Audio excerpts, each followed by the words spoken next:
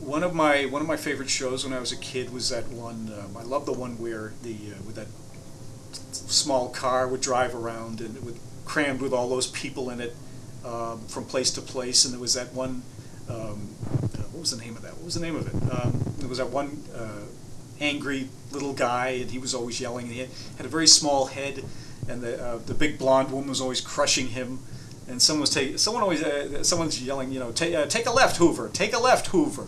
And they would go from place to place, and people would have to move, or they'd have to get out of their way, so they drive around them. And they were after something. I don't remember what it was. They were trying to find something, and I can't think of the name of it. That funny guy was in it. Who's the funny guy with the freckles and the very long face, and he had the droopy lower lip, always hanging down. And he was in that Western about the guy on the horse. What was that called? Oh God, he was really funny. Freckles, and the little girl was in the car too. There was a little girl in the car. She was always crying because she was hungry, and they would keep driving. And the little guy had a wife. He was always angry at her. I think her name was it Peggy?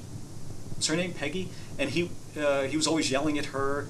And the big blonde woman would look in the mirror and say, "I don't believe it! I don't believe it!" all the time. She was always saying that. And they would drive from town to town, and I don't remember what they were after, but they were just in that little car, and people would get out of their way or nearly get run over.